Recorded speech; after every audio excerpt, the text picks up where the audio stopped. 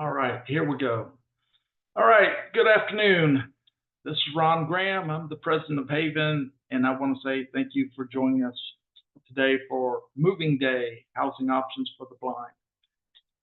And we have a good number of people here with us today, and I want to say welcome to them as well.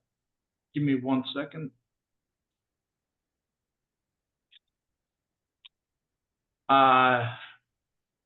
I want to just say everyone's muted up on entry, and unless I'm leaving the option to unmute yourself there, but please do so after being asked to do so by one of the co-hosts.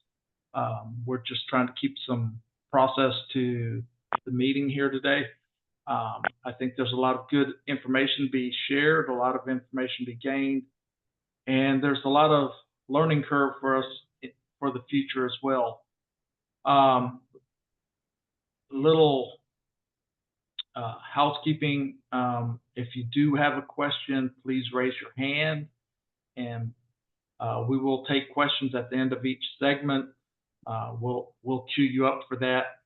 Also, if you have a question, Cynthia Fobbs is one of the co-hosts. She will be monitoring the chat. So I also have Sarah Freeman Smith from HAVIN here with me as the co-host, and we have a few invited guests here presenting today.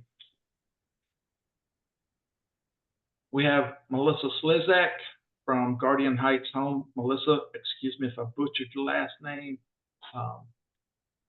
Shannon Baird. All right, and we have Shannon Baird from Lundy Inc. Incorporated, and we have Harold and Karen Woods from HK Lending. Each one of them will have a segment to present in the program as well. So I do want to say, as the president of HAVIN, I'm often the contact point, and one of the common questions I get asked is if there is some specific housing options for the blind or people dealing with vision loss, not sure what they can do, how they can live, where they can live.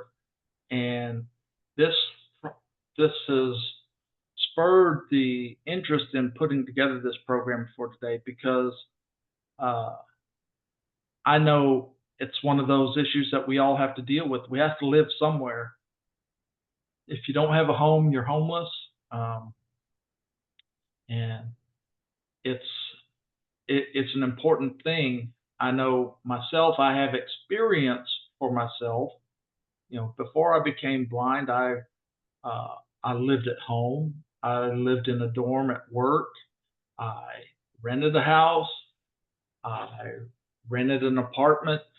But after I became blind, I moved back home with my parents. I rented a house with a friend. I bought a house with a friend. I bought the house for myself. I've bought other homes with my wife. We've sold homes. I have some experience on this part for myself, but I am far from an expert, and that's why I've invited guests here with us today. I do have some background that I want to share today, that I will admit something to all of you. I've done more work to prepare for this workshop than I've done for any other Zoom workshop we've had, because it's not my area of expertise. I didn't have the resources together, but I've worked to bring together some resources here today that I will share and that our guest presenters will share as well. And I hope you will all benefit. But I do appreciate comments that people left when you registered, because there were several pertaining to Section 8 and HUD. And again, this is not my area of expertise. And if we need to, we will have a follow-up workshop focusing more directly on this. And I'm hoping that maybe some of our other presenters may have some information to share on this as well. If they don't, like I say, we may have a follow-up workshop particularly focused on this. So, without delaying the point, I want to jump into what I've prepared here. Um, one of the things I think is important to realize that there are a large number of people who are legally blind. In the U.S., there's 1.08 million who are legally blind. And if you compare that to the 330 million population of the U.S., that's 0.3%, which seems small, but not to that more than 1 million people. That's not a small amount of people. That's a meaningful number. And if you apply that to the Houston population of more than 2.2 million, we have 6,900 Houstonians who are legally blind. So why is that important? Because 6,900 legally blind Houstonians need to live somewhere. And if it's living at home, living with a friend, renting an apartment, renting a home, buying a home, living in a boarding home, boarding house, there's a difference, and you'll learn this. And these are all options for you. But there's a variety of sources to consider. And I hope that this workshop appeals to people who are younger who have not lived on their own. And I hope this shares some resources here for you to think about, consider, and options to weigh. So I do want to go back to a point I said earlier. If you don't have a home, you're homeless. And I think all of us can realize that being blind is a challenge in itself in today's world, wherever we go. But to be homeless and blind is something I hadn't even considered until a couple of years ago when someone contacted my support group for their brother. He was homeless. He lived under a bridge. He preferred to live under a bridge, but after he was assaulted, he lost his vision. But he lived under a bridge. He still wanted to live there afterwards. He did not want to move back home with his family. I just think that's a hard thing to consider how challenging that is. Even this last week, we were contacted about a man who was having some challenges, and come to find out, not only was he blind, not only was he a wheelchair user going through dialysis, but he's also homeless. And I'm like, my gosh, it really makes you appreciate that the situation we're in isn't always as bad as the plight of others. And being homeless is a tough challenge, and I hope that doesn't happen to any of y'all. So hopefully we've got some good options for you here today. So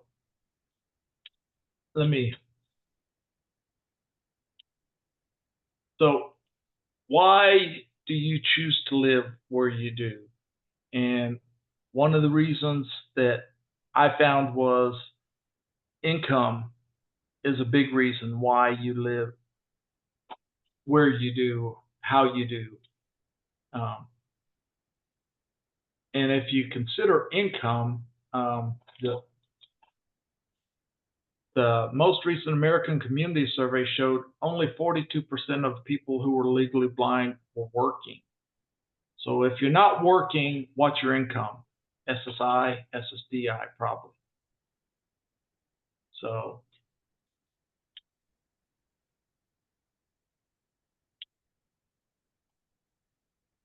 let's look at your housing options. What are they? And the immediate one, if you're congenitally blind, you probably grew up or like most of us, we grow up living with our family. Even with onset vision loss, I know myself, I was 31 years old after a car accident blinded me. I woke up in the hospital.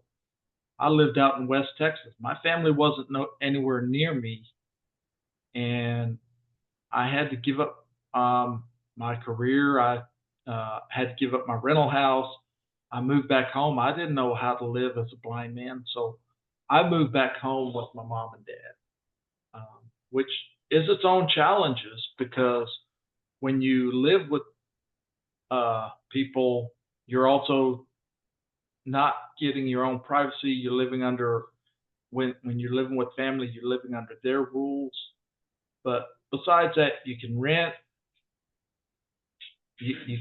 an apartment, you can rent a house, you can pay rent at a boarding home or boarding house, or you can purchase your home.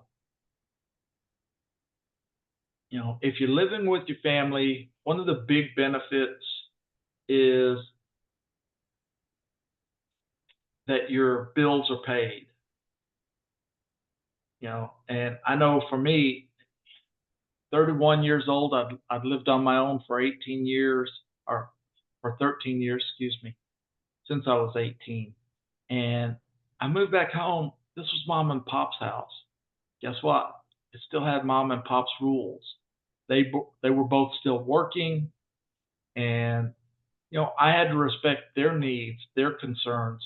I couldn't stay up late. I couldn't have friends over being loud, playing music, and I couldn't keep them awake. So I had to respect their needs. So that was one of the trade-offs of it. Um, I wasn't always independent, and if if any of you have had a parent who kind of hovers, what I'm trying to share is the minute you go to do something, it's like, what do you need? And how can I help you? And that's not very helpful. Mom loves me, but I try to go in the kitchen and here, what do you need? And there, you know, my independence was gone. Um, you know, so if you're not living at home, what else can you do? You can rent.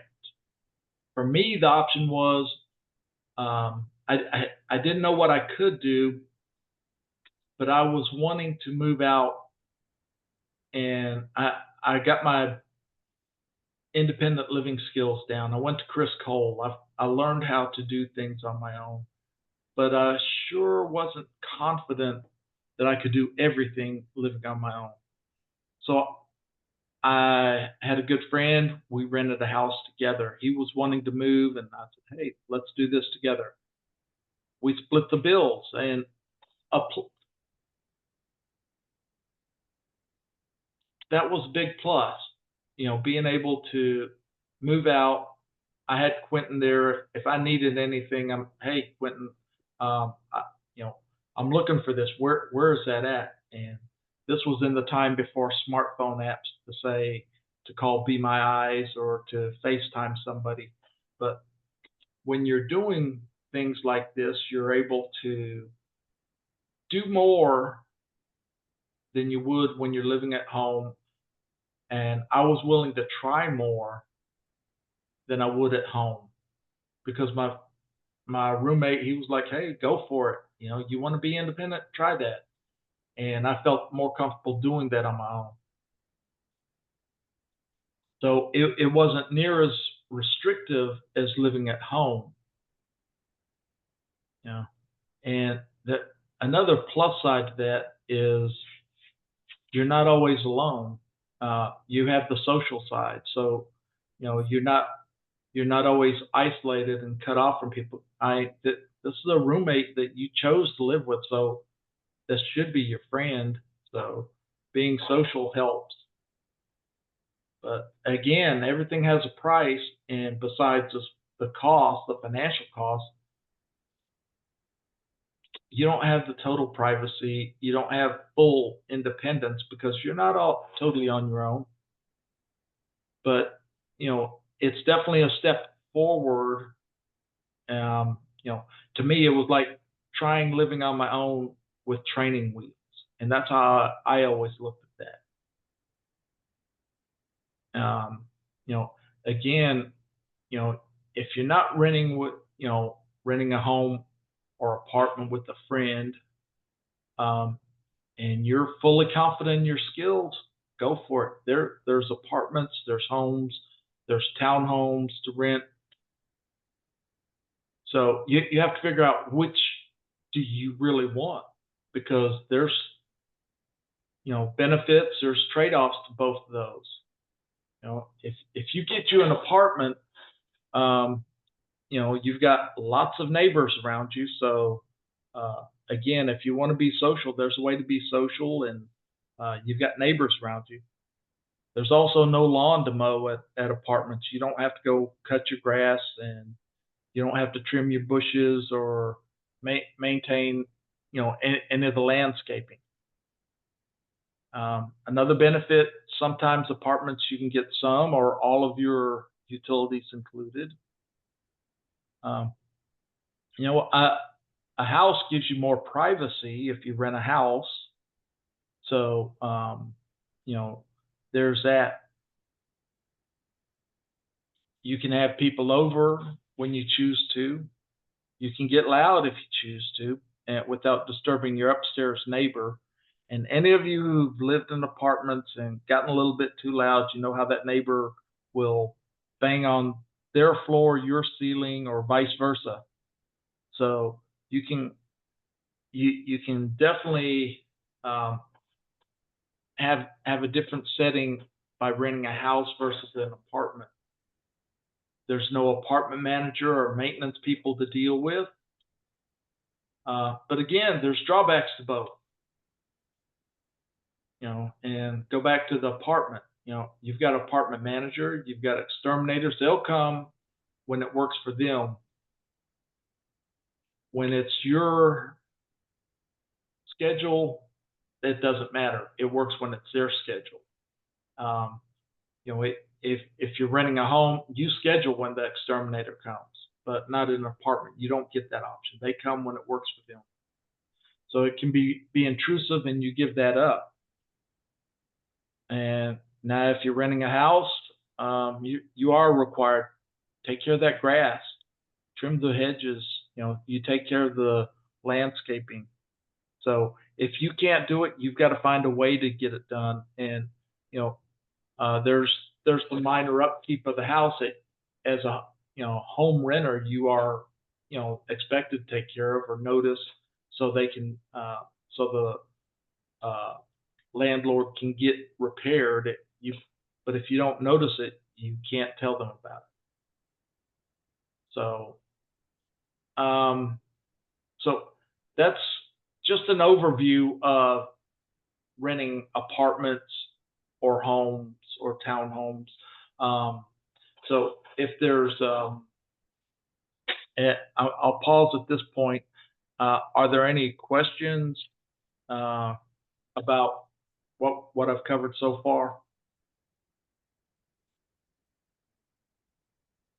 Okay, Cheryl, you had your hand up, and then I know you left a comment. And yes, there you get a lot more privacy with your own home versus an apartment.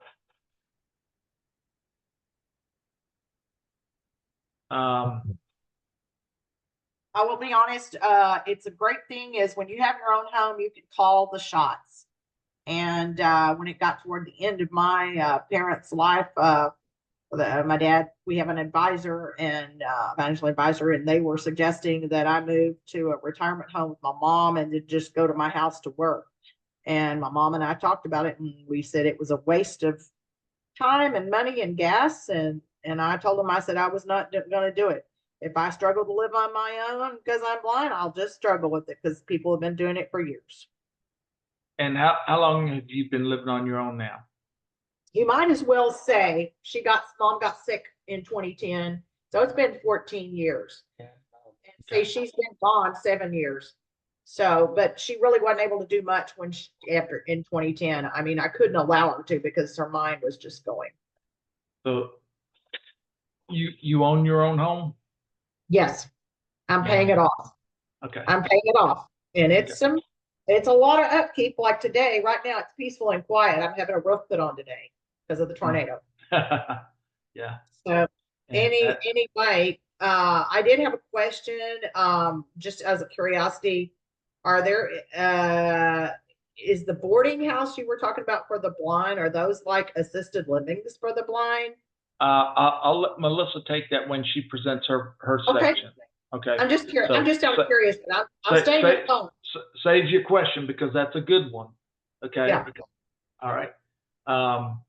So, one of the questions that I've had, and when I was trying to find resources and look into things when I get asked questions, um, you know, I often go to the HAVIN board with thoughts and comments, and I was saying, what are the housing options for the blind, and are there any special apartments or anything just for the blind? And I use the word blind. I hope no one's overly thin-skinned. If you're visually impaired, hang on to that. I'm just using a blanket term, blind, but I also mean for anyone who's visually impaired, low vision. If you're legally blind, that it's just a term to apply here.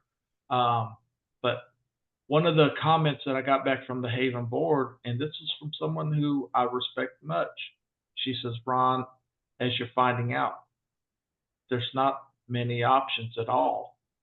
So, a lot of this has to do with, we're blind people living in a sighted world. So we have to figure out how to make things work. I had a call from a lady this week, and I put it to the HAVIN board. They're my brain trust here. I come to them when I have questions. The lady, after losing her vision, has found herself divorced, living on her own in a third floor apartment, and she wants a first floor apartment, but her apartment complex doesn't have any. There's no vacancies on the first floor. So she's wanting some assistance on finding some place that has a first floor apartment, some other options. So, that's a realistic housing scenario. And if you're renting an apartment, and that's a reasonable accommodation to ask for under the ADA, to ask for a first floor apartment. Besides that, I hate stairs, but there's also apartments that have elevators. But, finding some housing options that are especially designed for the blind or general disability, people with, just classified as being disabled, there are options out there, and some of these are HUD supported, subsidized. Some, so I did some looking. I've done some conversing because the Lighthouse of Houston actually has two units that they manage, and I spoke to their property manager, and they have one on Hazen Road and one on Wednesbury Lane, also in Houston. But Doretha Page is a property manager, and she was very helpful. She says they're always taking applications. She says, but be advised, there's about a 2.5-year waiting period. That's just how backed up they are, and it takes a vacant unit for somebody to be able to move in. So she said that's about 2.5 years, and these are apartments especially managed for people who are blind. That's not very promising. If you need housing, you don't need it 2.5 years from now. You need it now. So, that option is very limited. It's one of those that if you think you want to do that, it's get on that waiting list and go, be there. There is I had a conversation with Jackie McFarland at the Houston Center for Independent Living about this, and she shared a website with me. It's Harris County Specialized Housing. It's not specific to just those of us who are blind, but it has many other options that are specific to different groups and individuals, depending on your situation. Some examples include living singly because they only have home, uh, homes or apartments for single people, fixed income, disability, special needs, mental illness. There's even a, a segment on there about personal care homes for people with disabilities or older individuals. So there's also a senior living directory on that website. And any of these websites I mentioned, I will send to you in a follow-up email after the workshop. So if any of you say, well, I want to hear more about that, I will have all these options in that email as well. And anything our guest presenters have additionally will be there included there as well. Some of these also include affordable housing for seniors. Some are specific, single women only, men only, single men and women 50 years or older. So there's a lot there on that one website. You have to explore the different options. You have to look for your specific needs where, it may not say, well, because you're blind, you qualify. Well, but there's other areas where you may say, hey, that's me. Let me go here. And they do take applications. They have application process there as well. So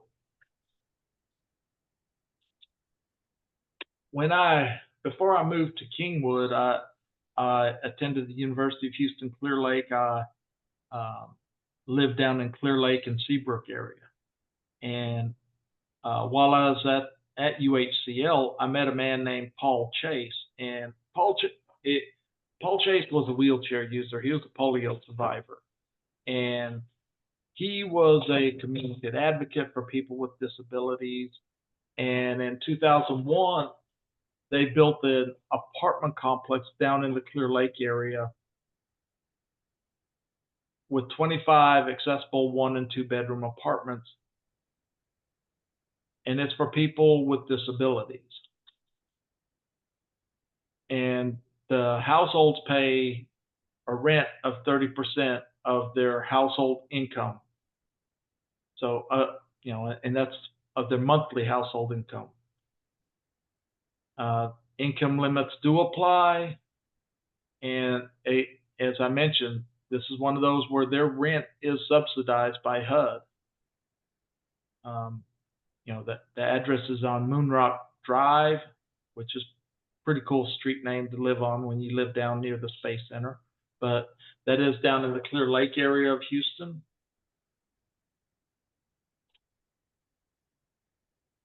I also spoke to a man who manages the villages, the village centers here in Kingwood, and I know there's a lady there who is blind, but she has additional qualifying disability that it's a 15-unit apartment building, and what they are,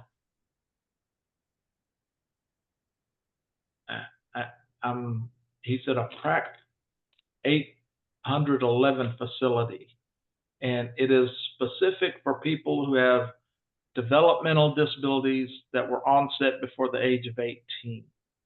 And I talked to him. I said, well, do you have any vacancies? And he said, no. He said, the thing is, he says, the people who live there are often there for many years and they follow the rules. They don't get kicked out. And he said they have between a 4 to 6 year waiting period. It just depends on when the vacancy occurs.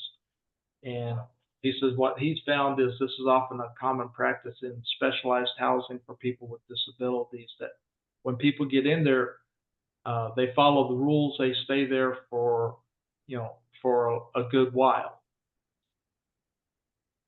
So, but he said if you were looking for specific housing options for the visually impaired, he suggested going to the HUD website and searching for uh, visually impaired properties. So I could not, I tried to do this myself. I was unable to find something there specific to that. So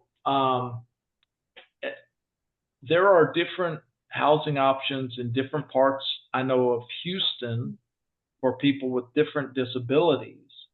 Um, and I just touched on a few of them here, and I don't know if this is of interest to anybody, but if it is, you may want to search for um, housing, disability, and put your zip code there. You may find something specific in near you without having to move across town to Clear Lake, Kingwood, or wherever the other options are. So, but again, these properties are often they've got very specific rules, income wise, disability wise, and I will just share that there's others out there, but you may or may not qualify. Because often blindness is not the only thing people deal with. Like the one lady I was talking about living at the villages, um, you know, without disclosing anything personal, I know she has some memory concerns there.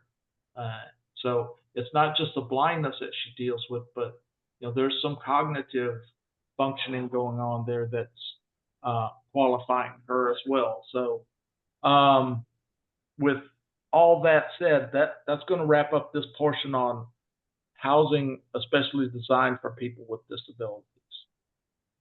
Are there any questions or comments on this?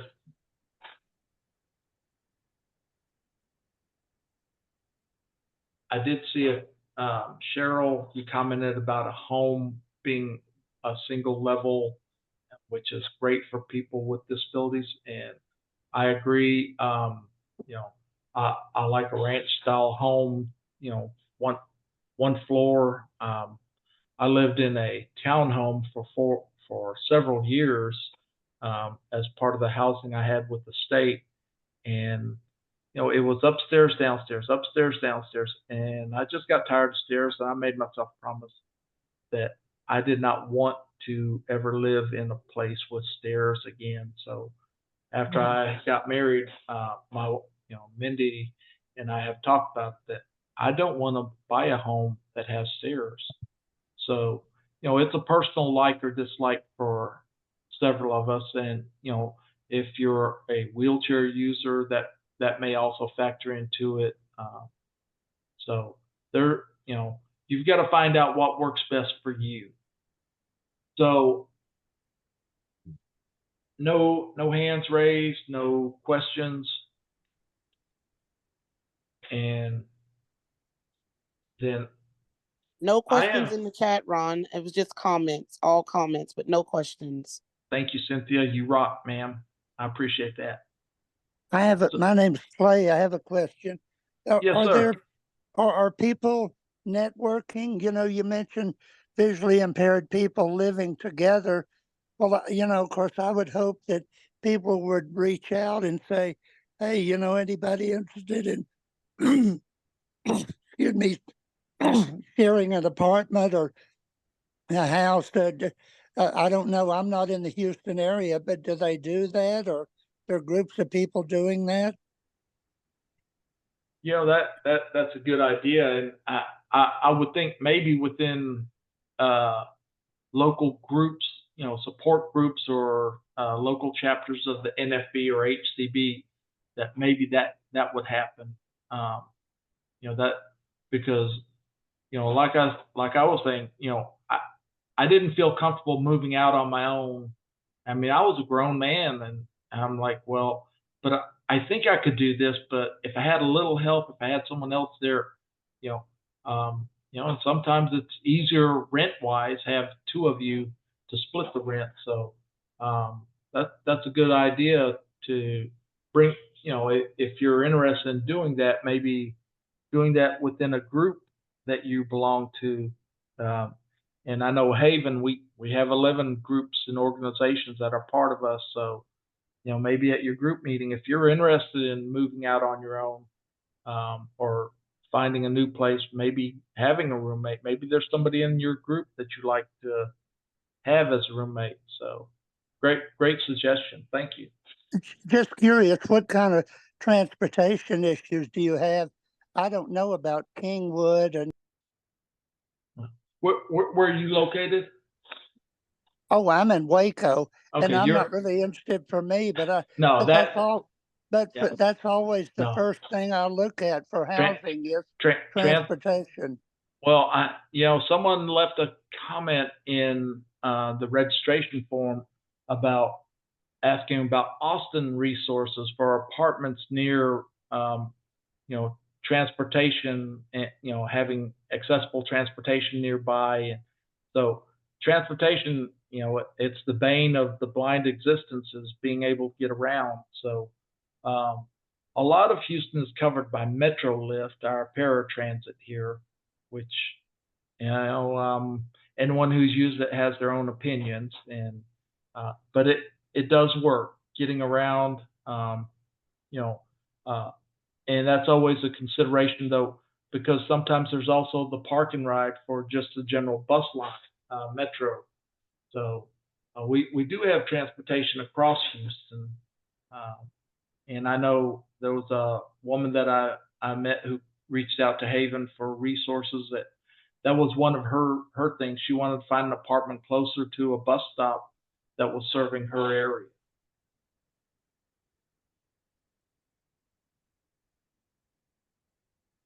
All right. Any other questions or comments?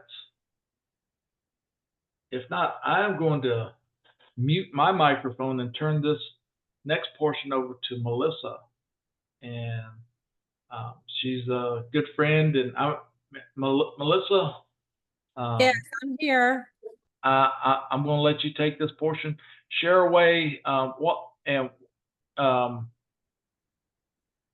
let you introduce yourself, share whatever you want about yourself, and why is it you are interested in working with people who are visually impaired. So I'm going to turn this over to you, ma'am. Okay, thank you so much, Ron. It's an honor to be here. Welcome today, everybody from sunny North Houston. I do have to preface everything by saying I've had a really huge health challenge lately. So it's causing my speech to be a little bit wonky, and I'm trying to get adjusted to some new medication, and it's really early in the process. So please bear with me if I seem a little strange today, but welcome everyone. It's an honor to be here today, and I am the CEO, Melissa Slezak, the CEO of a company called Guardian Heights Homes, and I have a boarding home in Northeast Houston. And so it's a pleasure today to share that with you. All the information that I have today is coming from a document called Boarding Home Regulations for Unincorporated Harris County, Texas. Now, that document was formulated in January of 21, and then it was implemented in March of 21. So this is not just I'm not just talking, I'm actually coming from some rules and regulations here. Now, what got me interested in providing housing for people with disabilities or seniors or whoever is that I've been a VI teacher for 30 years. I was a teacher of the visually impaired, and I had a former student who tried to move back to Houston a few years back, but he was unable to find affordable housing, clean housing, safe housing, and he was put on a years and years long waiting list. And my thought during the whole process was, oh my God, I wish I had somewhere to put you.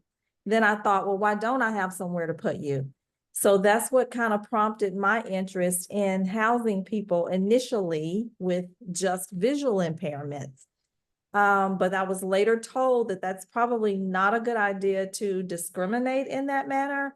So I'm kind of still exploring that because I didn't necessarily consider that discrimination, but we shall see. So that's why I'm involved in trying to house people. Now, I know a number of you are probably familiar, and I hope I'm not going too fast, but you're probably familiar with the term boarding home.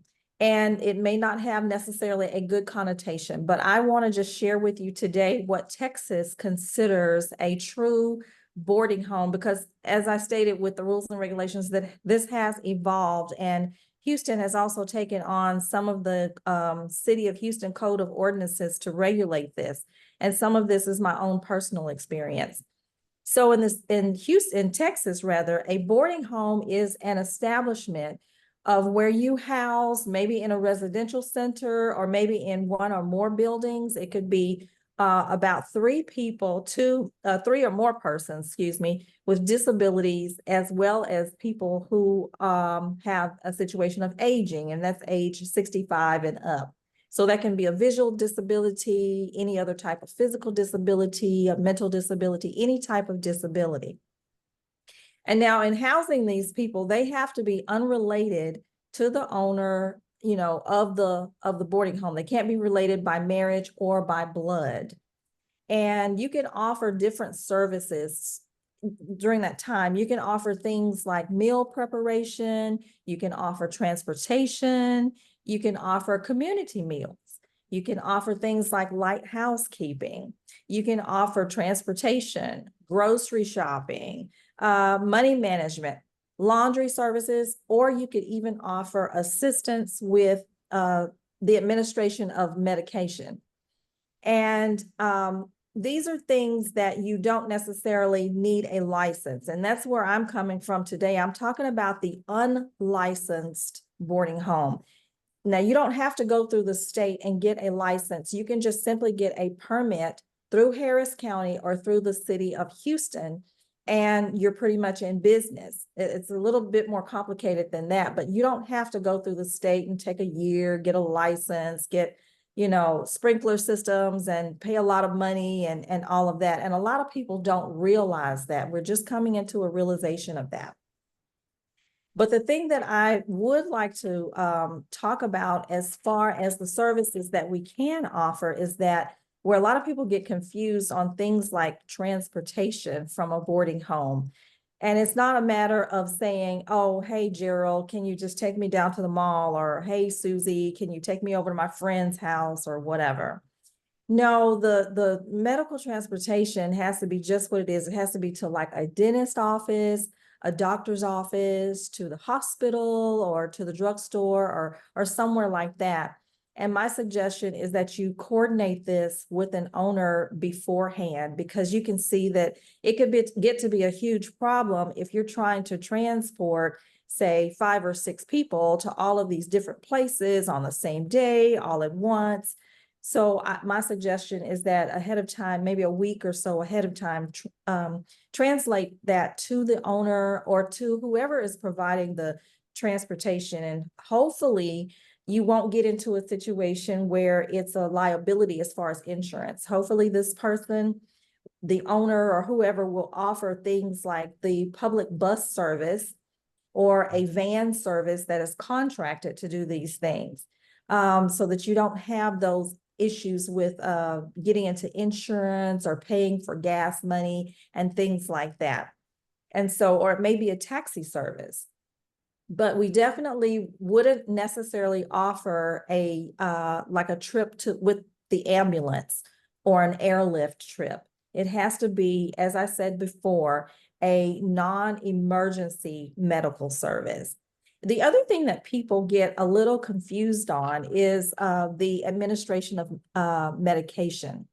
So it's something that you wouldn't necessarily need a license for, like you wouldn't administer medicine in a person's mouth or intravenously, but it would be something that's more physical, like a reminder to take the medication or a reminder to refill the medication. Or maybe it might be opening the pill bottle for the person, or even placing the medicine in their hand or on a clean napkin. but it's not going to be actually giving them the medication. A person would need to be a bit more cognizant about what medication that they are taking and when they need to take the medication and things like that. Because otherwise you get into an area of where you should be licensed to be able to administer the medication. So I hope that's cleared up. We've covered what a boarding home is in Texas, and we've also covered things like where there are mix-ups, like the transportation and the medication and the services that they can offer. But one other thing I want to point out is that when you're looking for these boarding homes, there can be differences. And I heard somebody mention this earlier, the difference between a boarding home and a boarding house. And if you can just remember that, oh, when I go home, I get love and I get care and I get encouragement because it's my home.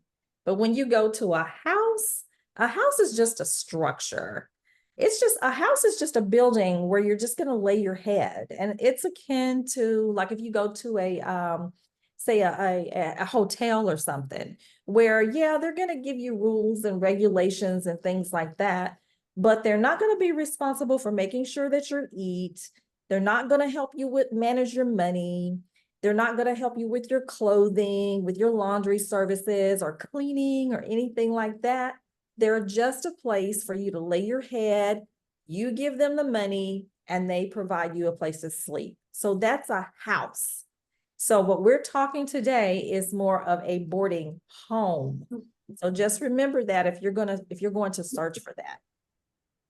And now for anybody who is concerned about, oh, this person has just, obtained a house and they're just going to have me sleep there and they're just going to take my money. Well, I want to sway some fears about that, because oftentimes when a person is going to open a boarding home, it's going to be a work of heart. It's not going to be oh, let me just get their money, because there really are people out there like that.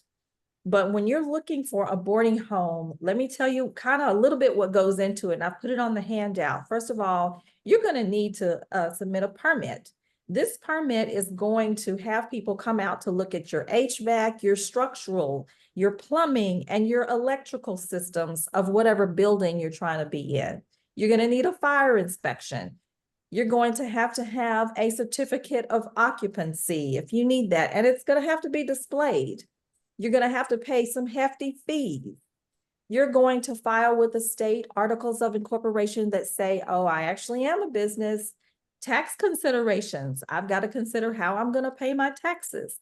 I've got to give it a name, a phone number, and provide a phone on the premises for people who don't necessarily have a cell phone, and to call 911 if needed. I've got to have permission to use the building, so I need a lease, or I've got to own the building, so I need a mortgage. I need to provide the state or the city with plans of how I'm going to monitor these people. What are my security plans? Am I going to have cameras? I've got to identify myself. I need furniture. These places have to be furnished. You can't just have someone move in and there's nothing in there. They need a place to sleep. They need dishes, all of this kind of stuff. And then you have to set up all sorts of rules and regulations and keep records of who's coming, who's going, who's dying, who's going to the doctor, all kinds of stuff. And as I said before, taxation considerations. And if there are people there who need 24-hour care, you've got to hire people to provide this care, and you've got to do background checks on these people to make sure that they're suitable to even be providing this type of care. And then there are all kinds of safety precautions you need to think about. If somebody cuts their finger, do I have a first aid kit? If there's a fire, do I have a fire extinguisher? When they're asleep at night, do I have one of those, monoxide detectors to see if the air is okay to breathe? So these are just a few of the considerations that you can feel rest assured that go into considering when opening a boarding home and caring for people. And, also there's permits or denials of the permits rather, code completions, Sometimes if you don't pass all the codes, you've got to go back and rework that. Then you've got subsequent inspections. Every year, you've got to be inspected. You've got to be training. You've got to be training people. You've got to go to conferences. And that's not even counting the sweat equity that goes into opening one of these places. But I know most important to you, because that doesn't concern really any of you unless you're really actively looking. But what does it cost in Texas to enter a boarding home? Well, the sweet thing about entering a boarding home in Texas is that, remember, these places are nonprofit, and we're privately paying them. So the beauty of that is that you can choose based on your level of income, because we usually use a sliding scale based on the person's level of income, the level of need, you know, what they need to have done for them, or the needs that they have, the wants that they have, as well as, are there any family contributions that go into that? So we don't have to just base it on one set price. Like the state, they're just going to pay you one thing to house this person. You know, we can base it on a lot of different things. And this is also based on an assessment that we do. I've seen people go into group homes for as little as, say, about $600 a month. And that's about per person per bed. And then you have the really, really, really, really in-depth homes that include the food and everything, and the real high levels of care. And those range to maybe about $5,000 a month. But it's really a drop in the bucket when you compare that to, Genworth has a chart where they've compared our cost of living to go into these homes every month. And so it's really a cheaper way to be able to stay in a really nice community. And the last thing I wanted to talk about before we get into questions is, now, how do group homes benefit a person with a visual impairment, another physical impairment, or maybe someone who's aging? And Ron covered quite a few great aspects before in his discussion when he talked about living on your own, or living with your family, or living in a home. He covered some really great things there. But something that I did want to say is that you do have a sense of community that you may not have had before living with your family, and that you make new friends. You are exposed to activities that you may not have been exposed to before, such as painting or ceramics, daily exercise, field trips, things like that, that your family may not have afforded you to be able to do. And then you do have a sense of independence or freedom. In a lot of these boarding homes, you have choices, and you can choose what side of town you want to live on. You can choose whether you want to live in a private room. You can choose whether you want to be in a double occupancy. And so you can choose the chores that you want to do daily on a rotating basis. You can choose activities that you want to do. So you do have a lot of choices. And then you may learn new skills, like learning how to handle your money, or you may learn how to do things you didn't know how to do before, or go places you've never been before. So it does foster a great sense of independence. And another thing is that you're afforded clean, safe housing every month, month after month. And for those who need it, there is supervised housing. So when you go to sleep at night, you can rest assured that there's going to be someone there who's paid to be in that position, and someone who's looking out for you, someone who's going to meet every need day in and day out. You never have to worry about that. If that person can't be there, then someone else is going to step in. The owner's going to make sure of that. And so there are a lot of great choices as far as group homes. A lot of things that you will have so much freedom in. And the up and coming owner is generally younger, I hate to say, and they have so many great ideas, and the homes are so beautiful and so well furnished, and the workers are so careful. And so that's an option that you may want to consider when you're looking at places to live. But at this time, I don't know how long I've talked, but I feel like I should take some questions. Or I know there was a young lady before, And she discussed if we would cater to people with just visual disabilities, I think was the question. And to answer that question, that is possible that we can cater to someone who has a visual disability in that, and being, this is where our VI teacher comes in, we can put up bump dots, we can put rails in hallways, you know, we can do all sorts of things that will cater to your needs as a person with a visual impairment, as well as you can get great exposure to people who have other impairments. You don't have to just limit yourself to living in a home that is just for the visually impaired. And so that was a great question. I know that the Lighthouse has a really long really long waiting list. And Ron said that's about 2.5 years long. And Deborah had told me the same thing. And yeah, you don't need housing in 2.5 years. You need it now. And that's the great thing about boarding homes, is that we're able to accommodate people as they are requesting that. We're not having to wait years. Someone may, if they're not open yet, have a waiting list of about 6 months, but that's about it. Usually in that time period, you can find somewhere to live. We generally will have first floor houses, so you don't have to worry about stairs. I can't stand stairs myself, but a lot of the owners do insist on having first floor houses. I know I do myself. And as far as the future, that housing being available, the market is what drives the houses. The consumers will drive that. As if you are requesting more and more that housing cater to you, well, the beauty of having the private pay funded houses is that we can do that. We don't have to just follow whatever the parameters are of a grant, a federal grant or whatever, but we can cater to what the consumer needs. It's an open market out there. It's a free market because we are privately funded. So let me stop there and ask if there are any questions. I'm sorry for going on and on and on, but I'm really passionate about this.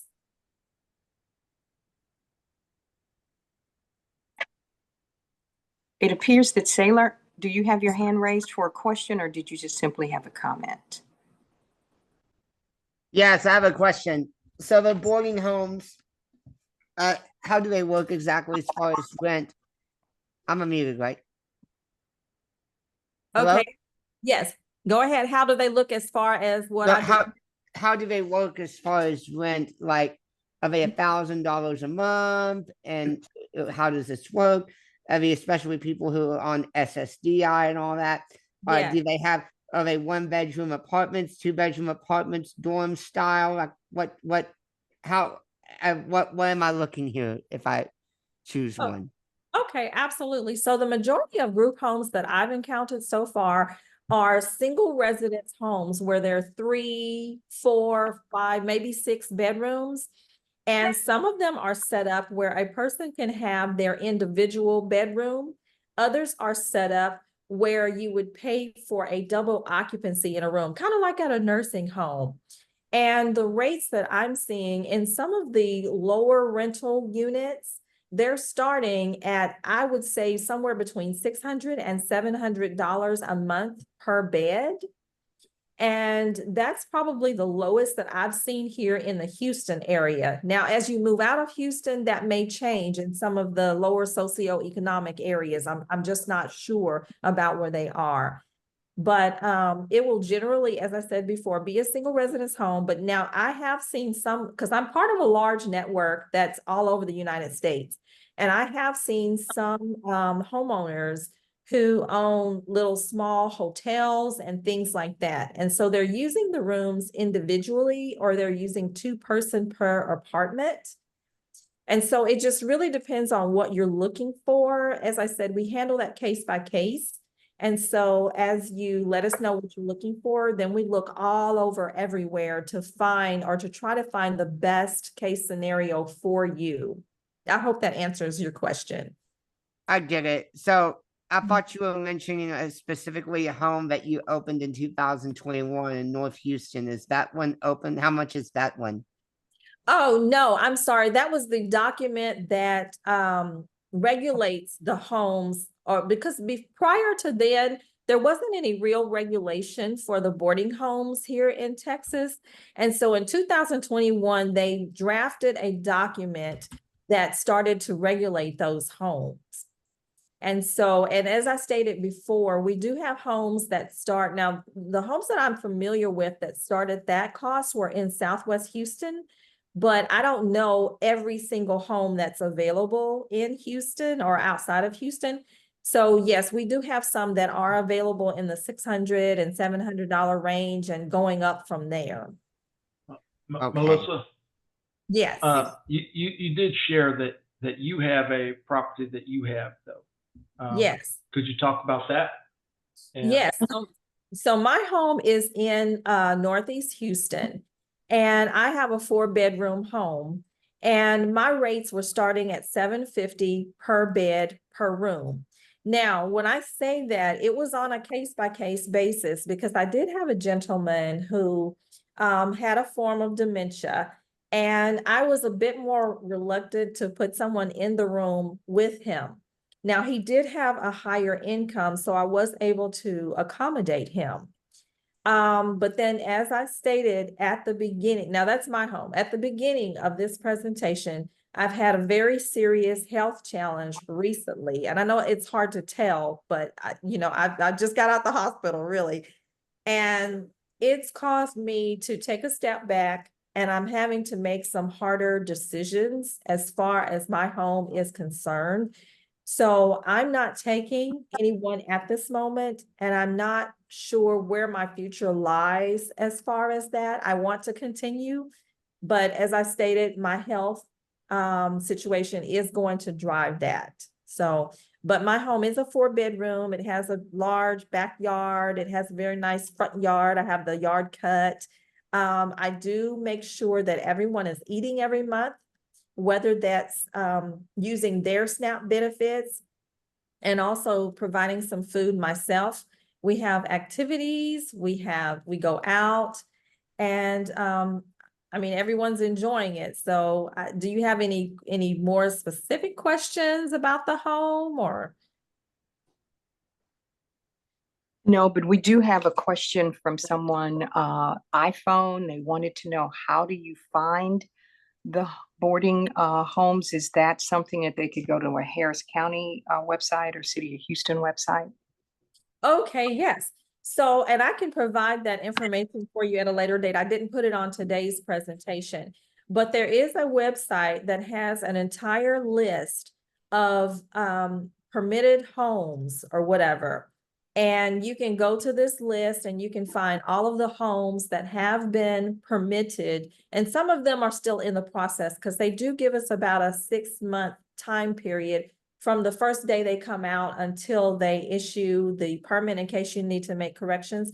But on this list, you can find all of the homes that have been permitted already.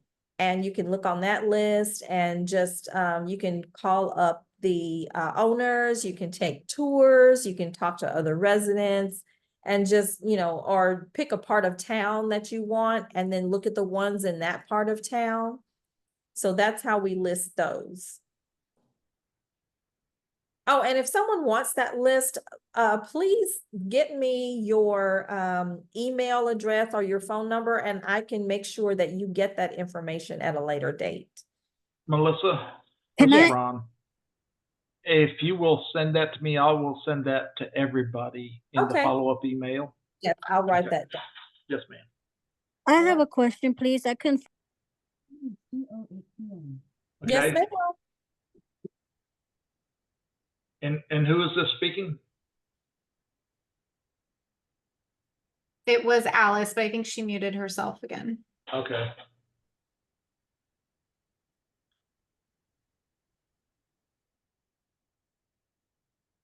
I have a question. This is Sarah. You stated the document that was that you read from in 21. Was that just related to Harris County, or was that a state of Texas document? So Harris County has the main document, and then Houston took parts of the Harris County document and applied it to themselves. Now I can't speak for places like outside of Harris County, such as Fort Bend, or because they do have their own document as well. But I can say that I feel that they all kind of shadow each other pretty close. They all require about the same thing. Some of them are a little bit different. Okay. The reason I was asking is perhaps like someone had a question about Austin or Dallas. So if Austin is in Travis County or where, or Baird County, San Antonio, could they start as a source to ask for that type of documentation and then look to see if they had similar information for boarding homes? Yes, absolutely. And I am in touch with a young lady who has boarding homes in, I think it's called Baird County. And so she's more familiar with that area, and she would be able to provide that information as well. Wherever you want to go, we can find the information that gives all of the parameters of what a boarding home should be in that area. And I would suggest that, because if not, then you may end up somewhere where you really don't want to be with an owner who is not quite as upstanding as people who follow the rules. Okay, great. Am I still muted? No, you're unmuted. Is this Okay. Alicia? This is Alice Lopez. Hi. Hi. Okay. Hi. I'm sorry about that. Just a quick question. Are these type of homes, do they have any homes for like, for people with intellectually delayed issues? Yes, ma'am. Yes, Autism and whatnot? yes, ma'am. That is absolutely the case. In fact, there are homes that are, well, you can go either way. There's homes on the licensed side, and then there are also homes on the unlicensed side through a waiver through Texas, where they will house people with intellectually delays. And I believe the state pays for that. They will pay, what's it called? So much per bed, and then so much more per day, because those individuals will go out to like a day hab program. And so those are available, and each person has their own room automatically. So those are available. Yes, ma'am. And if you need information about that, just let me know and I can get you in touch with the lady who does that. I'm not quite there yet, but I was just asking. And you said licensed and unlicensed. Now, yes, unlicensed, to me, that's a red flag right there. What is the difference between licensed and unlicensed? So the difference between licensed and unlicensed. Now, when I say unlicensed, keep in mind that Harris County and the city of Houston do regulate these homes. The license portion comes from the state, and it's a longer process. It takes a lot more money. There are a lot more parameters to getting started, and you have to have different licenses. I believe you have to have a nurse in place and all of this. But what they realized was that you can provide housing, because there are a lot of constituents who don't need necessarily nursing care, but you still need a place to live. And so they do have houses where you don't have to provide nursing care around the clock. There are houses where you don't necessarily have to have a like a manager or that sort of person in place at all times, because there are people who can live on their own. They simply need a place to stay.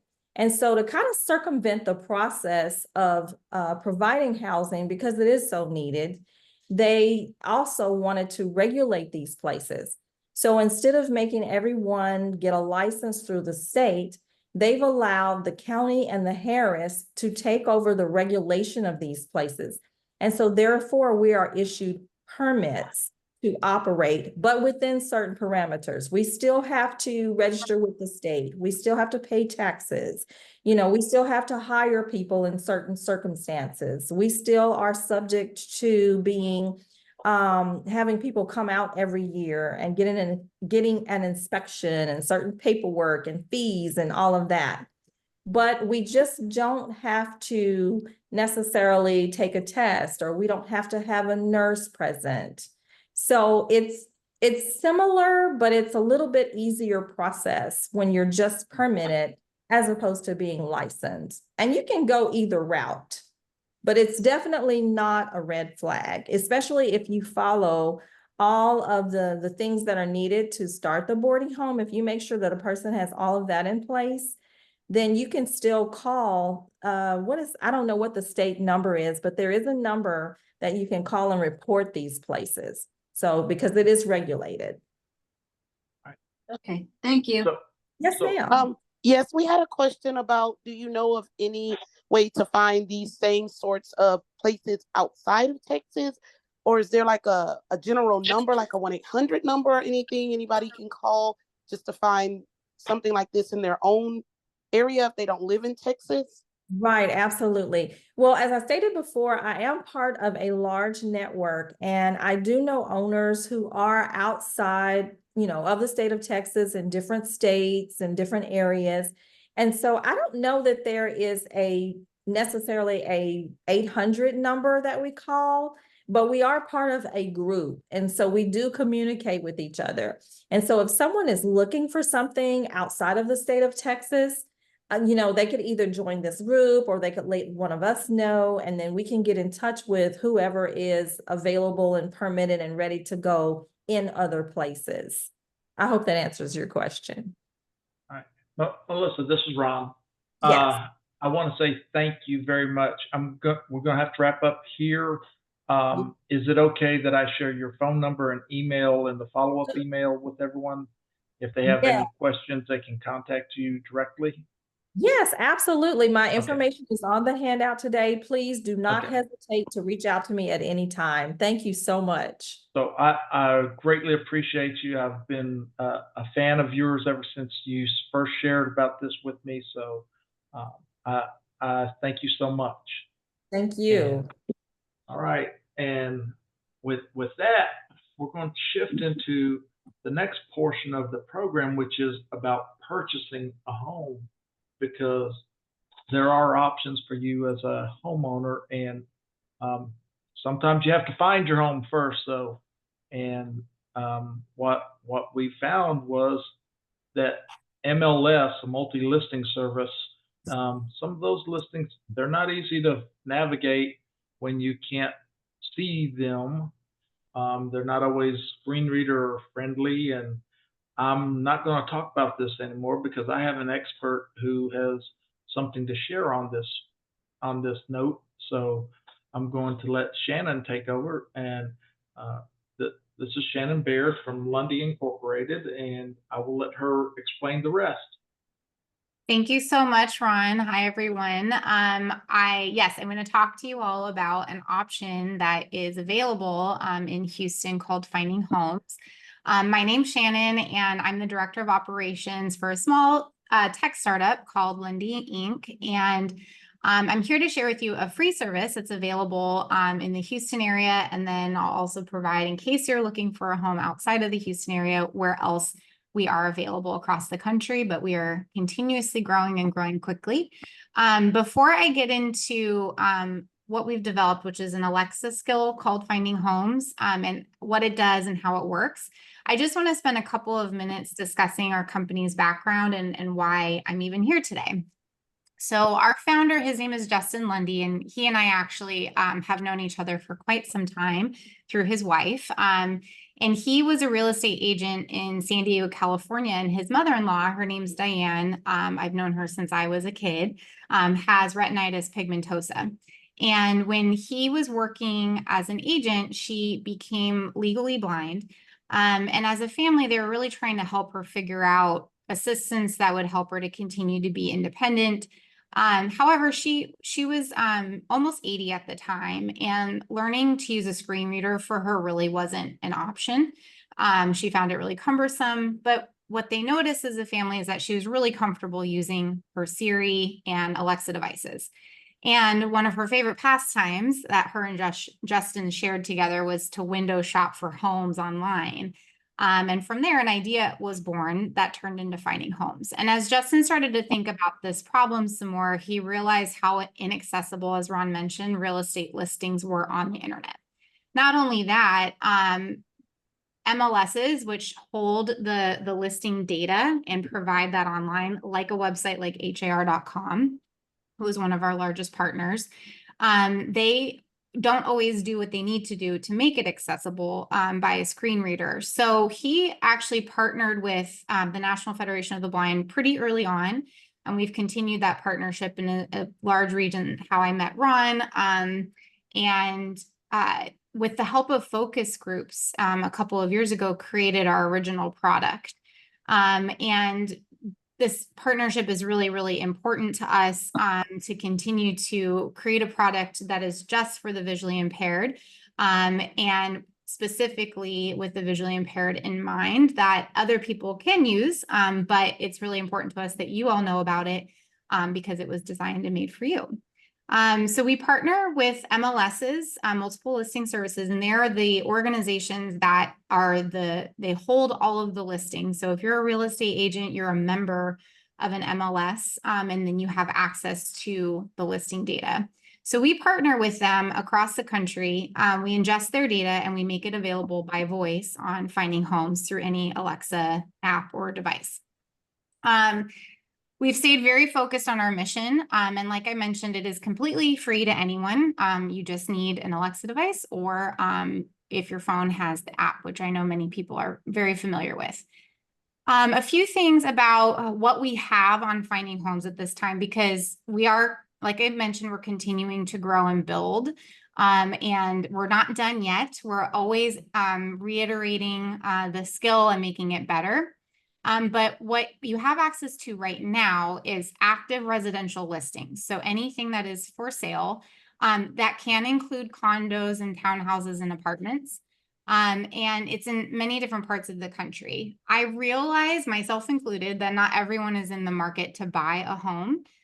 We would love to have rentals on here, but accessing that data is a little bit more complicated. So it's something that's we're continually trying to figure out. The other feature that is coming soon, hopefully by the end of this year, is that in addition to the listing, we'll have some overlapping local data, such as the walkability of a neighborhood or unique features of a community. And something that we really want to try to make sure is in there is like how close is it to public transit, things like that. So stay tuned for more of those updates to come, which I'll keep Ron updated when we add in that additional data. So we are in the Houston area. HAR.com was one of our early adopters, but no matter where you are at, you can ask about homes for sale in any of the markets that we're in. So you don't have to be in that area. And we all know that voice assistants are really helpful. However, they're not always that smart. For many people, they have not really lived up to their hype. They're great. I know for me, they help me turn my lights and appliances on and off, or tell me about the weather every day. But unless you know specific phrases to ask them, they're a little dumb. But we have this really cool new update a couple of months ago due to large language models and artificial intelligence, where even though we're working with Alexa devices, our skill is actually built within one of those large language models. So you don't need to know exactly what to say anymore in order to interact with Finding Homes. You can just talk to it, and I'll give you guys an example in just a moment.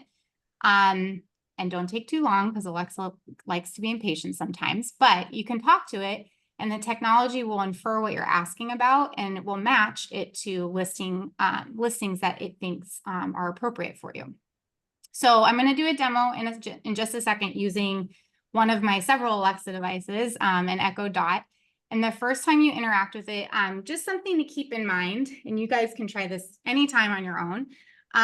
It's nice to have an idea of what you want to say first. So even though it is very intuitive, like I said, if you pause for too long, it will guide you to help you flesh out what you're asking. But sometimes it can cause you to feel a little bit frustrated, which I'm sure those of you that are familiar with Alexa have experienced before.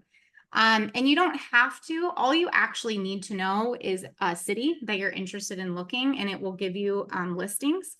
But it is really helpful to know your price range if you have that in mind, because it will just be able to match, give you a lot fewer properties if you know that.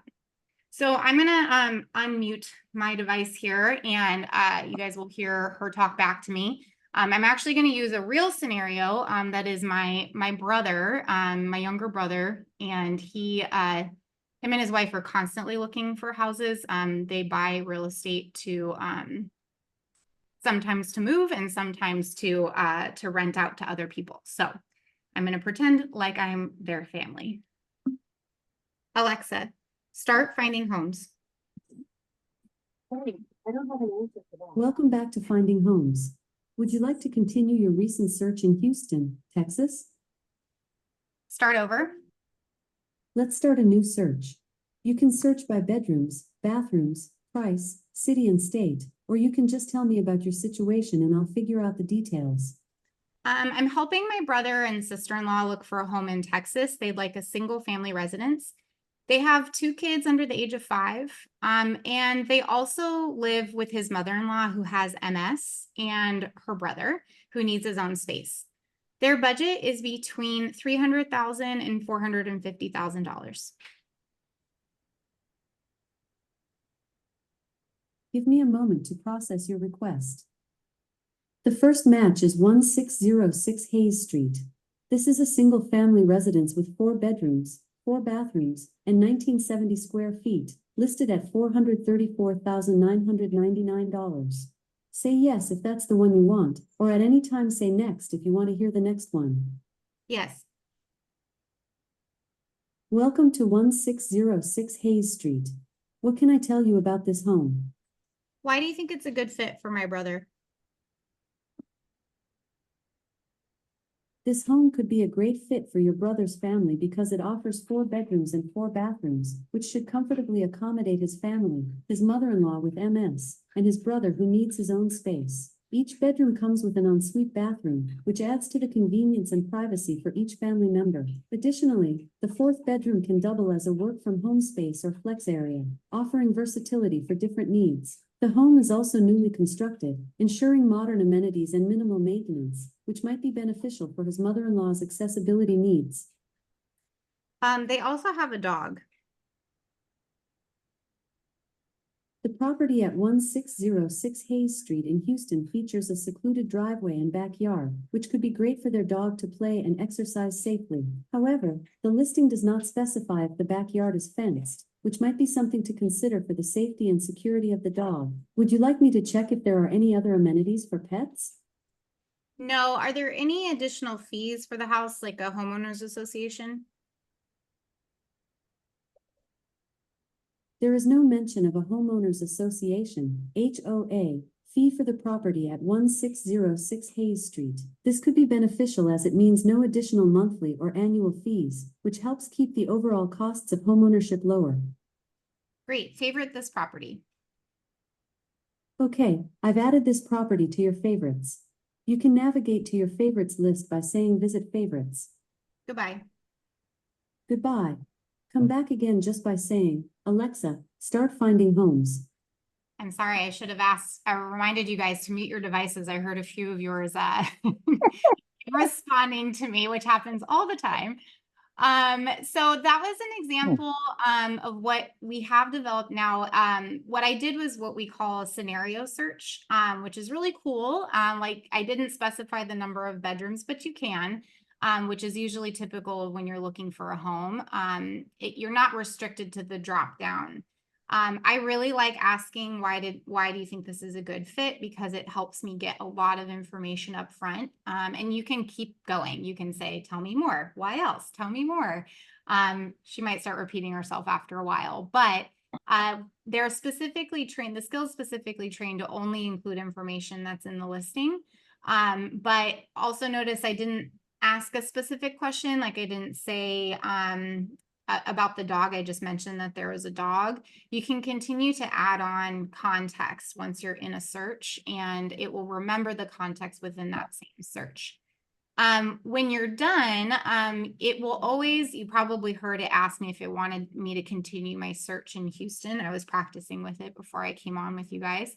It will save your most recent search, and right now it will give you the most recently updated listing. So if something just came on the market that's matches your search, that will be the first one that it mentions. However, One of the things that we're toying with right now is instead of it doing the most recently updated, the one that is the best fit for you based off of what you give in terms of the parameters. So lots of changes to come. And then the last thing that I'll mention, I did not interrupt it, but one of my favorite things, if you're someone that likes to move a little bit faster, everyone's a little bit different. You can always interrupt it by saying the wake word. Mine's still named Alexa, but sometimes they have different names. So you can always just interrupt it and say, Alexa, next property, or Alexa, start over with a new search, or Alexa, go back to my search results. And it's pretty easy to navigate once you're in there.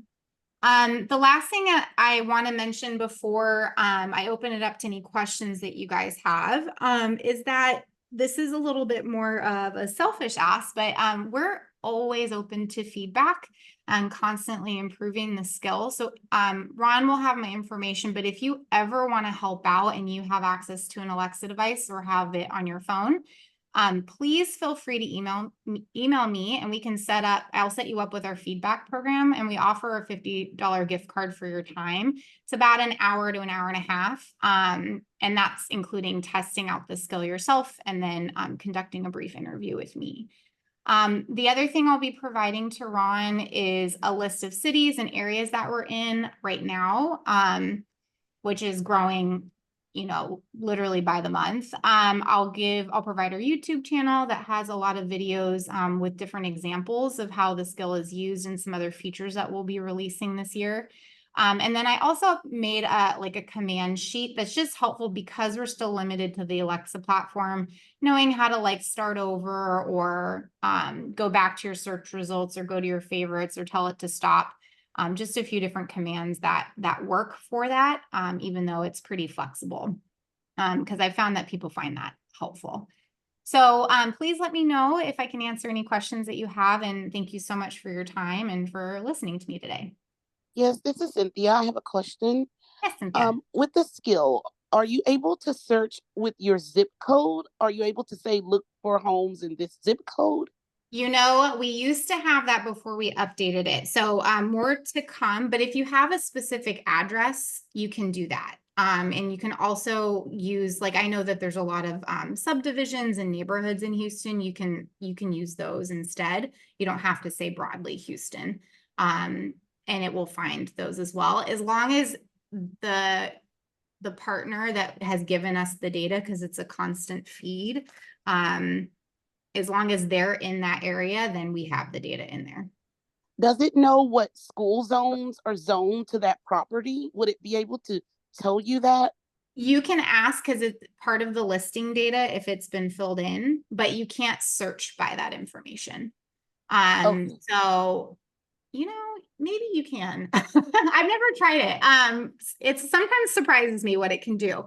But Okay. you can ask about schools once you're within a listing. Okay. Ask about which schools are associated with it. Thank you so much. No problem.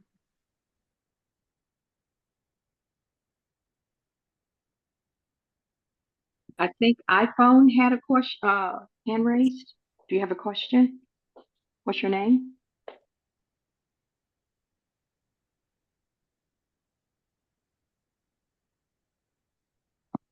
Okay. Well, all right. I don't see any other raised hands at this time. Great. Well, if anything comes up, you can send them to Ron, or you can email me directly, and he'll send that out in the email as well. Absolutely. Thank you so much, Shannon. I appreciate that. That's I'm always just tickled listening to that app work there, that skill. Great.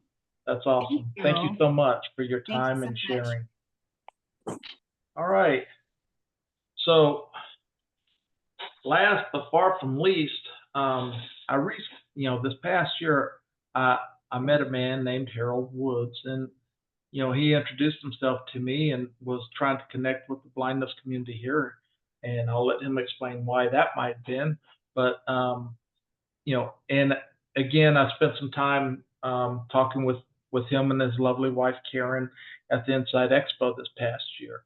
So when talking to them was also part of the impetus of, like, we really have all the resources. Let's pull something together. And this workshop was created with them being involved in my mind. So I will not talk any further. I'm going to turn this over to Harold and Karen Woods and let them share the rest of the program. And thank you all for being here with us today. Thank you, Ron. Can you hear me? Yes, sir. Oh, good afternoon, everybody. We're coming from HK Lending. That's our company. We own a mortgage company in Houston, Texas. We are licensed in 4 other states: Florida, Louisiana, Georgia, and California. What we do is wait, first I want to say that my impetus for coming on board with Ron is, I'm also blind, and I have in my heart to help my blind community. So I want to serve. That's the main point. And so when we talked about coming up with a workshop for people who want to rent or who want to buy homes, rent apartments, yeah, we talked about doing a workshop, and Ron pulled it off. Thank you, Ron. Our company is a small family boutique mortgage company. We have 5 loan originators working along with us. Like I said, I'd like to just go over the application process. What we do is we send out a link to our clients to have them fill out a secure loan application. And then we take that application, we try to run a clear mortgage plan for the client. And then we get them on the phone and discuss their intent to proceed. And once we go over all the different programs, which Karen will go over, touch on a little bit of programs and all the other things that the meat and potatoes. And then we process the file, underwrite the file, process it, and then we close it. And we pretty much pride ourselves on closing pretty quickly. Faster, easier, and cheaper is our model. Where when we go to rate, terms, and condition, rather than just someone wants just a low rate, we try to run the whole clear mortgage plan on what's best suit our clients' goals and objectives financially. One of the things I noticed on the call, a lot of people renting, a lot of people, whether it be a home or an apartment, but it's also our desire is to also create financial security and liberty for folks.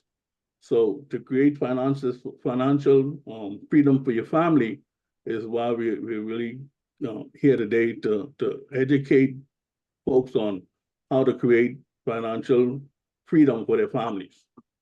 Create wealth. Rather than staying with just renting, whether it be a home or an apartment, but which is also still good for some folks. But even the blind people, blind folks like ourselves, visually impaired, legally blind, whatever label, I just say sight challenge, because we can still do everything a sighted person could do, but just a little different, So blind people can own homes as well. Get together and two or three of us and put up pull our resources, income wise, because a lot of us on Social Security, but we still can purchase a home. You know what I mean? So I just want to go ahead and introduce Karen, because I brought also a team along with me. Karen, my wife, and also brought over Diana. She is a realtor, and also brought in Taylor Thomas. She's an insurance agent. So we have more share a little something to the group. Amen. Karen, take it over. Thank you. Hi there. Good afternoon, everyone. We're so grateful for this opportunity to try to help our community. Yes, my husband is visually impaired. He is blind. I'm not. And, but again, like he said, we are a boutique company. We are both college graduates. We have been in the industry since for the past 23, 24 years. Before then, my background was in banking. After college, this is what I've always done, been in banking or working in this industry. But now we're fully into the mortgage industry.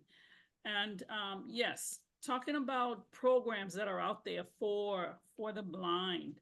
Of course, the major programs for home financing, you have the regular FHA, you have VA, if anyone's a veteran. We have conventional loans. We have ground up construction loans. Down payment assistance is available. We have a zero down program. We have a program, if you qualify for these programs, we have a program that will offer you $5,500 towards your closing. We are approved with the City of Houston. City of Houston gives up to $30,000 towards your purchase. And as a blind person, if you're permanently disabled, because they have really strict guidelines in terms of how much income you can have, or any savings or bonds or any additional funds. So as it relates to liquid funds, City of Houston does not want you, or they won't approve you, a normal person, if you have more than $30,000 in liquid funds. And that can be in the form of bonds and stocks and all that other stuff. But as a blind person, you get a waiver. So that does not apply to you. So yeah, City of Houston will offer up to $30,000. Harris County, $23,800. So we do have those programs available also for you to qualify for a home. Yeah. So Harold, is there anything else you want me to touch base on? No, you did well. Did well. We're here to share. You know, is Diana on the line? Diana? Yes, hi guys, I'm here. Hello, Harold and Karen. Thank you for bringing me on with you guys. Absolutely. So you want to tell them about the home buyer, your side as a realtor? Sure, definitely. Well, hi everyone. I've been here with you guys, and I just want to say, first off, hats off to all the organizers and everyone who's spoken so far. Great information, great resources being shared, and I definitely am rooting for more events like this for the visually challenged, that's community that's out there. I'd like to let everybody know, Harold and Karen are also my parents in love. Our whole family does real estate, and we have a huge heart for real estate and also the visually challenged, to help move the needle forward and help those in need in the real estate community. Everybody needs a home. Everyone needs a place to lay their head, and we're happy to help any way we can. I myself am a realtor. I'm a real estate investor as well. I'm a developer, builder, and I also invest a bit in real estate. I'm a landlord and a short-term rental host. Houston is a diverse, growing community in the real estate industry. So there's definitely the loans out there that Harold and Karen can help with. Harold actually, gave some great advice there. When you unite, you can do more together. So sometimes if you have other people that possibly qualify, that can also help you get into a mortgage as well. And the process to do that. you know, it's really important to kind of, you know, get into that because, you know, there's lots of resources out there.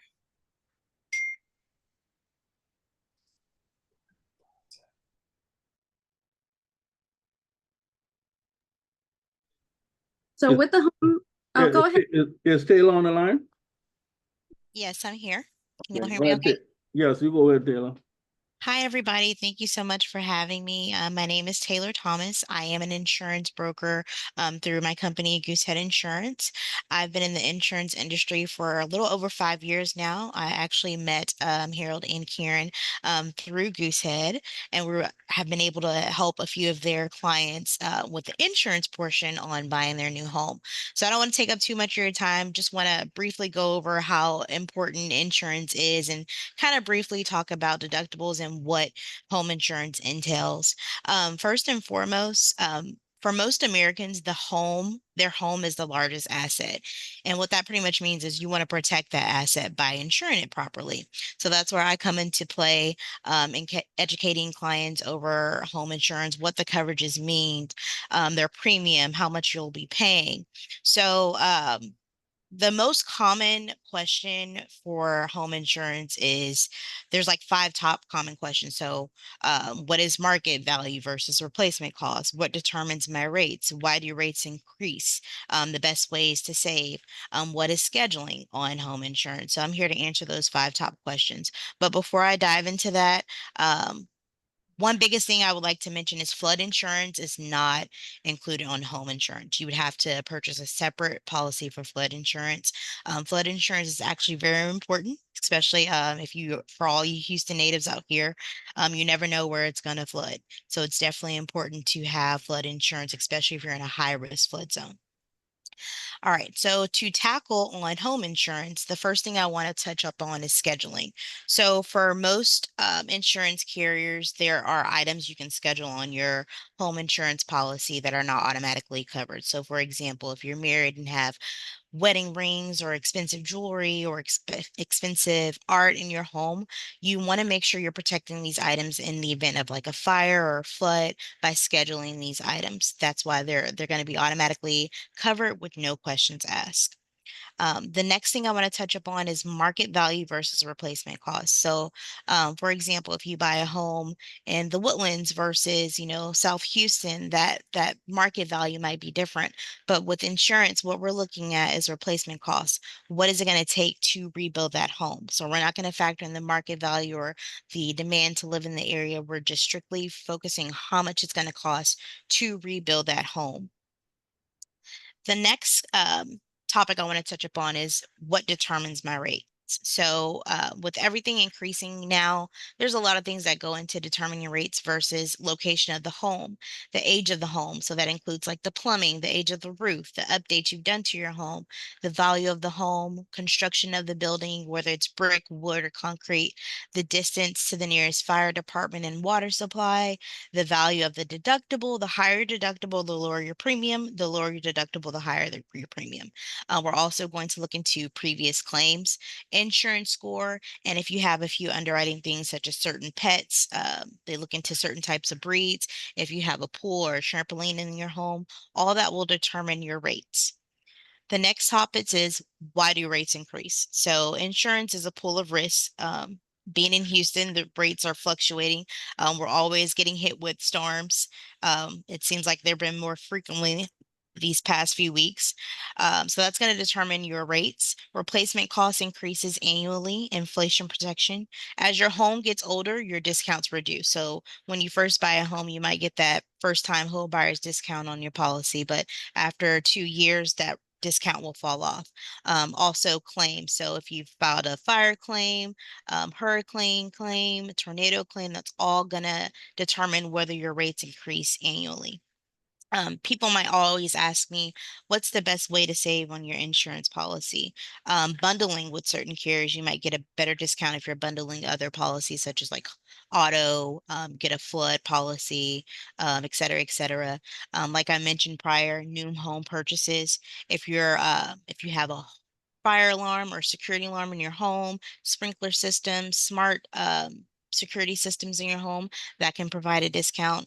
Also, the newer your roof, the more of a discount you get because your roof isn't more of a risk the older your roof is.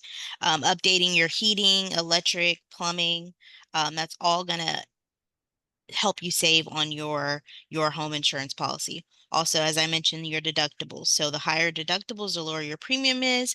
But keep in mind, your deductible is what you would pay out of pocket if you were to file a claim. So it is important to keep those low if you know, don't feel comfortable paying thousands and thousands of dollars out of pocket to file a claim. Also, we always recommend our clients to reshop your home insurance, auto insurance every couple of years because rates, they fluctuate all the time with different carriers. And then the most important factor is making sure you have an agent that you trust. I definitely recommend when you're buying a home and looking for a home insurance, you rely on a broker. With brokers, like myself, we can shop the market with different carriers. So we're not just tied down to one carrier and giving you one rate. We can shop different carriers and provide you with multiple rates. And also, we can continue to reshop you over the years. That's pretty much all I have, Harold. Just wanted to touch up on that. I know time is limited. Does anybody have any questions? Thank you, Dela. Thank you, Karen. Thank you, Diana. You're Thank you, Ron. I wanted to say something else, just piggybacking, and thank you so much for bringing that up, Taylor. Even just as you are a broker in the insurance industry, the same thing we are in the mortgage industry. And a lot of people, first thing they want to do is run to the bank. They think they'll get a better deal at the bank. Well, data does show that persons do much better by going to a mortgage broker, mortgage company like ourselves, because just as Taylor said, from the insurance side, we have an opportunity to actually shop your loan based on your specific criterias, based on your specific qualifications, so that we can get you the best rate. And not only that, we hold your hand, we walk you through the process. So to make sure that that you understand. And then also with my husband being visually impaired, we have an empathy, or we kind of know how to work more with the blind community, and we understand that, yes, you know, we want to make sure that you understand as we go through the process what's going on, and we take time to explain it to you and make sure that you are in fact getting the best deal. Yes, I just wanted to go ahead.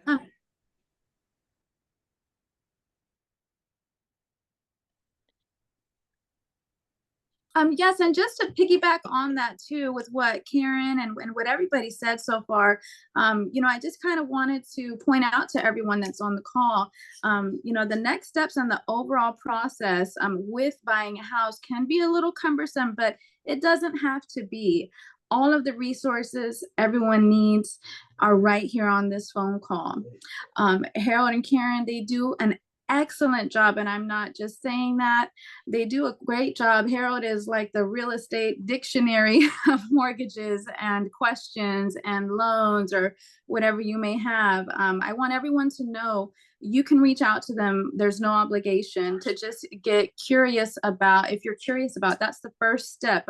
Anyone looking to buy a home or just interested in the future to get the knowledge on it, the first step is always going to the mortgage brokers, getting the pre-approval, and finding out what your buying power is. And then the second step from there is going to the realtor, such as myself or anybody else you have in mind, and they can help you with your home search based on your buying power. And then you have your home insurance people, which are wonderful. Yes, and then you have your home insurance people, which are wonderful in helping you with whichever home insurance you may be needing. But I just wanted to touch base on that, just so everyone knows really the well-rounded aspect of buying a home and the process of it. It's quite fun also. And also a great shout out to Harold, you know, that he's so good, he can do this with his eyes closed, and he does a wonderful job. Great. This is Sarah. I think I found, again, your hand is raised, but I'm not sure. If you have a question, please ask before we end the session. If not, I do have a question regarding insurance.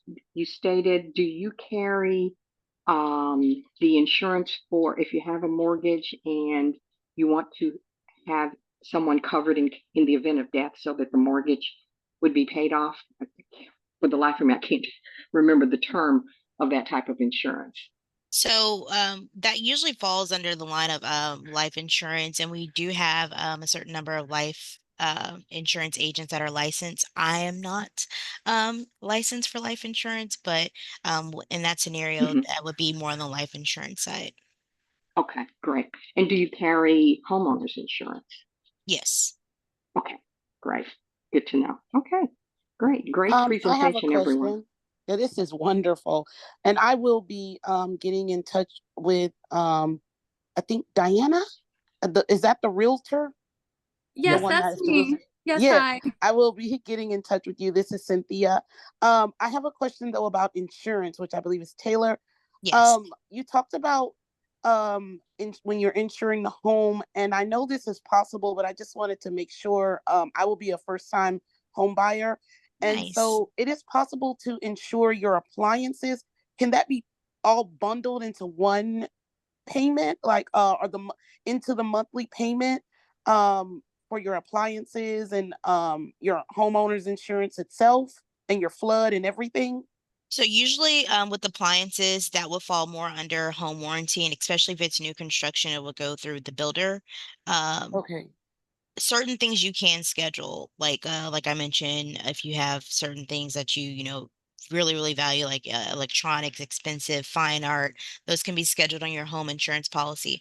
Depending on the carrier, they might have options as far as like Progressive, for example, they offer flood insurance, so you would be able to bundle, you know, home, auto, flood, an umbrella policy. They even have other products, so it really depends on the carrier if you were wanting to bundle like everything under one uh, carrier and And pay as a it off. broker, would you be able to find a plan that might work in terms of if someone wanted to bundle? Would you be able to shop that type of carrier so that someone can bundle things together? Is that what a broker does? Yes, we shop the market for everything that you want to have insured. So home insurance, auto insurance, flood.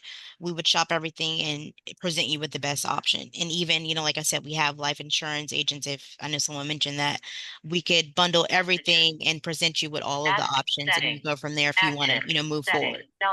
Okay, thank you so much. You're welcome.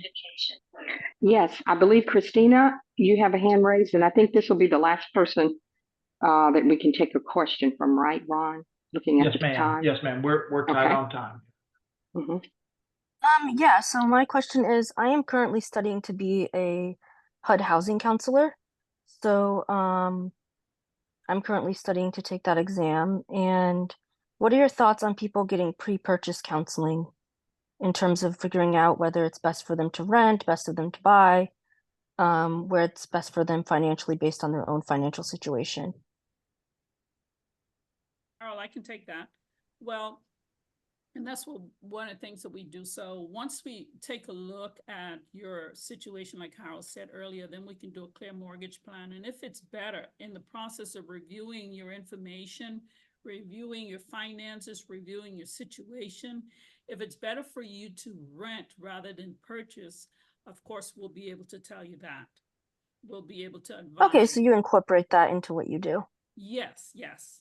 We Okay, definitely great. be able to advise what's best, you know, what route is best for you to go. Okay. Okay, awesome. Does that answer your question? Yes. Okay. And one more thing I just wanted to mention really quickly. I know we're out of time, but also for persons that own a home right now and need to refinance to get maybe lower interest rate. I don't know what your situation is or when you purchased. We are absolutely able to do that. You need to pull some cash out, maybe to do some more investment or do some repairs or anything. We are definitely able to do that for you. Okay. And that's it. All right. Gosh, I'm going to tell you what, 2 hours has flown by for me, and I hope it has for you.